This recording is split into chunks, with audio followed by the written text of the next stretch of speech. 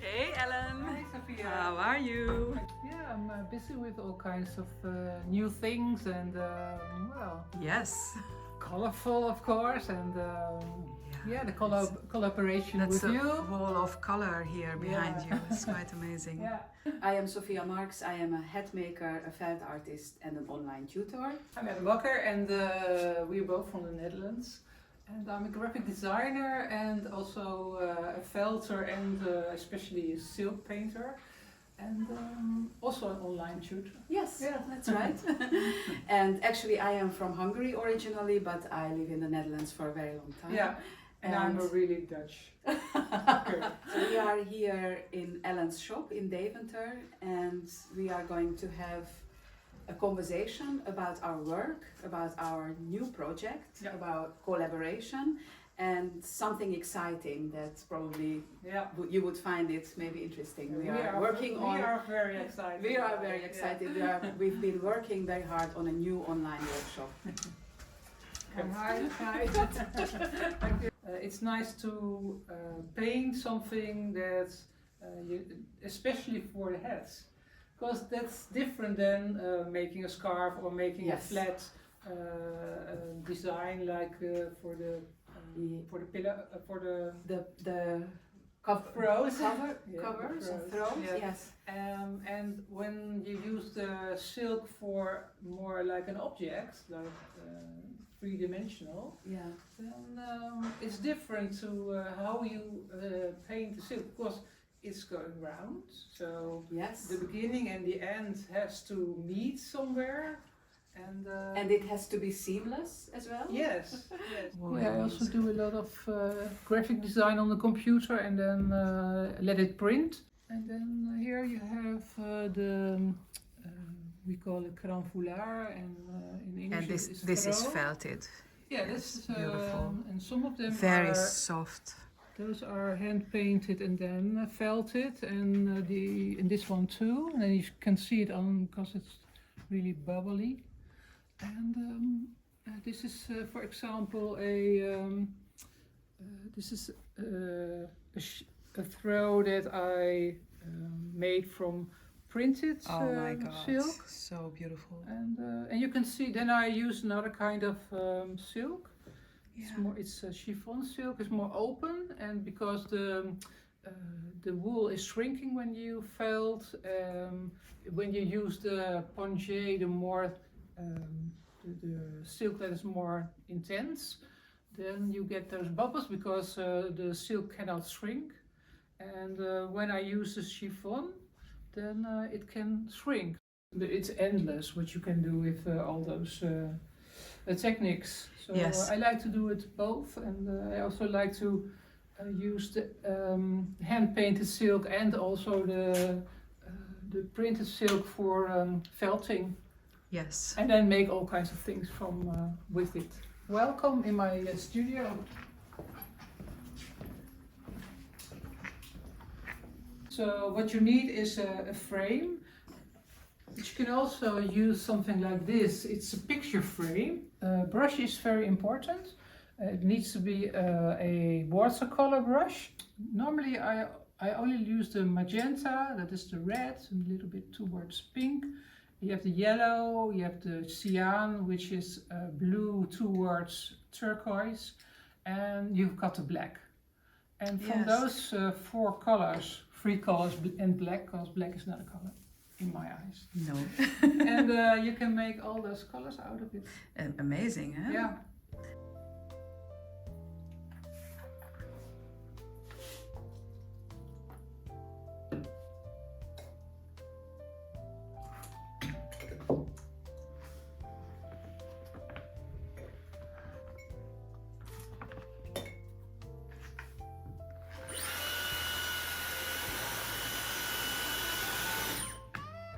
Well, I've been working with colors a lot because I started as a graphic designer. So color is my life, always been. Yes. Yeah. And in my free time I started to felt, I think when I was, I think 25 years ago, something like that.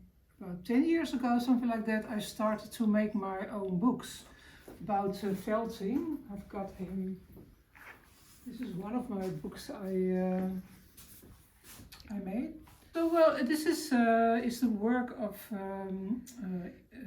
felt makers all over the world, and I collected their photographs, and so this is a mix from my love for textile and my work as graphic designer. You don't strike me as someone who likes to sit behind the computer, am I right? Well, I do like working with the computer because it's also very creative, but not all the time. And making books, you have to do a lot of many work. hours, right? Yeah. So I was really fed up with the computer, and then I decided to do something nice with my hands, and I found this course in Germany with Rijke Heul. She's a silk painter and a felter, and so I went there for the weekend, and when I came back I was really addicted to silk painting. So I never stopped after that, and that's how I started. Lucky for us. So I think it's about maybe 10 years ago, something like that. Okay. And then I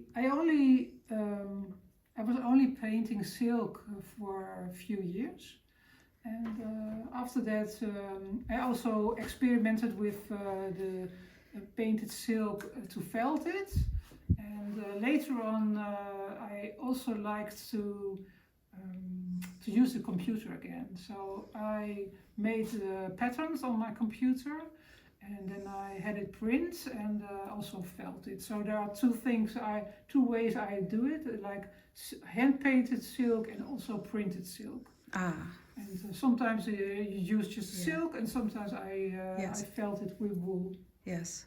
So that's how I started. Yes. And then I went to markets and to fairs and things like that. And then I always took my frame with me to show people how I paint.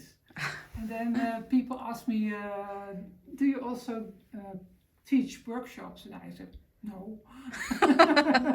Until I thought, well, why not? So then I started to teach, and I really liked it, and I still like it. What do you like about teaching? Well, yeah, I like the combination of making my own work, and then the other way is teaching it to others, because that's so much fun. The people, they come here and are online, and they have so much fun. So it's always nice. It's always positive. I was a student. I was 24, I think. And I came here to study. I came to the Netherlands to study something completely different. What did you study? Linguistics and philosophy. Aha. Oh well. Yes. It suits. There's a connection there. Yes. I like simplicity. I like the purity of handmade felt. It speaks for itself. Mm-hmm. So you don't have to do much. You have to be very good in the technique, but you don't have to do much extra to make it speak for itself. It's already beautiful. It's already special. Already very special and very beautiful. Yes. I started to experiment with your hand-painted silks, and I'm very glad I did, because it opened a whole new world for me.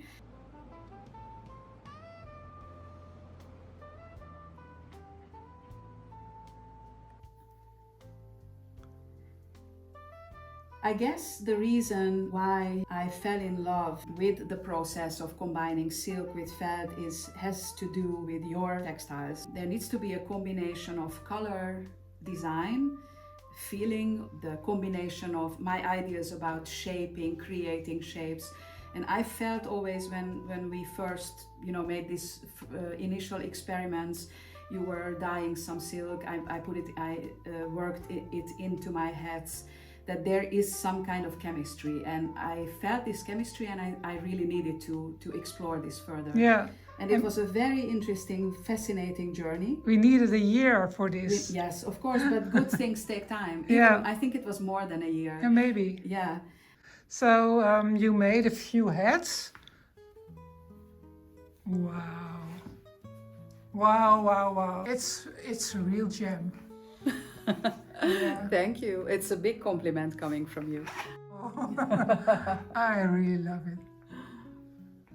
Well, it's your work is in it, so this is what I meant when I talked about chemistry. But what I love about the silk edition of the hat is, I know this shape. This is not the first time I created this shape. This is actually one of my older designs, but when I put the silk into it, and that has to do also with the color and the design of the silk, it changes the whole Yes? chemistry, composition, everything. It's a totally different story. It adds a layer to it. It's hard to describe what it is, because the first thing you see, you know, it's like you feel like, wow, it's magic. But what is that magic, what you feel? And those are, I think it's like these little elements of the texture of the felt, how it changes. This actually was one really nice thing that you cannot feel, because you cannot see it, because it's something, when you feel it, it's something you feel only when you wear the hat, that the silk makes the felt itself a little bit stiffer. Yeah. So it means that we need to use a little less fiber Yes. than I would normally use for my hat. So the hat Okay. is very light. I told you my idea of the design. You created the design of the silk, so you painted it actually for me after we talked about this. But there were a combination of a lot of colors because we wanted to experiment, and I was really worried how I can integrate this into a harmonious piece. I really had to think about it, the positioning of the text of the silk pieces. But what is really interesting about it is how the felt transforms those colors. But for that, I think the most important thing is that you choose the right color of the fibers, the wool fibers. Yeah, very important. And we talked about this earlier, and we said it's the color of the wool fibers is actually the bridge that brings those crazy color combinations together. Yeah. And when you find the bridge, then those colors, those different colors, are united in a beautiful way. Yeah. And actually I like that more, because sometimes, so it's difficult to find the right balance between, if you choose too much harmony with colors, then it can get a little boring. dull, a little Yeah. boring. But Yeah. when you choose too crazy Yeah, colors, then it's over the top. Then it's over the top. So Yeah. it's really the question of finding the right balance. Right. And that's not just the painted silk, but also with the wool fibers in combination with the painted silk. And I think that's the art of it. Yeah, and To the more find that. and the more you do it, the better you find a way what's the best for you. Yes. Yes. So yes. it's all about doing it, It's isn't all it? about doing. Yeah. It's all about doing, and of course there is a color theory behind it. There are some methods, there are some tricks, there are some guides, ideas. You have to be aware of. Yeah. And I like this playing with all these elements, Yes. combining them, and they all, they change. If you change one thing, then everything else changes. So I just wanted to show this one because the possibilities are endless. So this is a totally different design. Yes. And the other designs, the other two hats we were just showing, the design of the silk is very organic. There are no geometrical patterns. And here we have very definite, like circles, or half circles. More a graphic design. It's more graphic design, exactly. But that can work beautifully with a certain shape, not with all shapes. No. So that's another thing to... Sometimes it's too much. Yeah, sometimes it's too much. So this design works very well with a simple shape. So for a cap, or it can be also a fedora hat or something that there are not too many folds. So if I add a lot of folds here, or very complicated shape, then it will be lost. This effect will be lost. Yes. And the story is here. This is the story. Yeah. What is, and the shape and the design together can form a story if there's a harmony between the two. Yeah. And I think that's the art of it, to understand and feel when this is right, when the connection is right between the two. Yeah, then it makes, as they say, 1 and 1 is 3. Yes. I hope you enjoyed this little video, and perhaps you got to know us a bit better. We wanted to show you this magical transformation that happens when you combine silk painting with hat making. Mm-hmm. And the funny thing about this, Ellen, and I'm sure you feel the same way, is it's not only the materials that are transforming, but the maker is transforming together with this process. You're right. Yeah. It does transform you. It changes something in you. You learn to see things differently. Mm-hmm. It changes you artistically, creatively, of course technically too, Yeah. because there's a big technical background. Also because for me, Yes. because it's three-dimensional, Yes. so different for me. It's very different like from what you are doing Yeah. usually, and the other way around for me. So it's very and combining the two art forms, it has a transformational power actually. Yeah. And we wanted to give you a little glimpse of that. And we also want to invite you to watch the next video because maybe some of you want to know a bit more about the process. We want to share some of our tips and techniques with you if you want to go a bit deeper into this. We also want to tell you more about our upcoming workshops. So there's more information coming about that. But first we want to teach you some useful things if you want to go deeper in this art form. Yeah. So thank you for watching and see you soon. See you soon. Bye. Bye bye.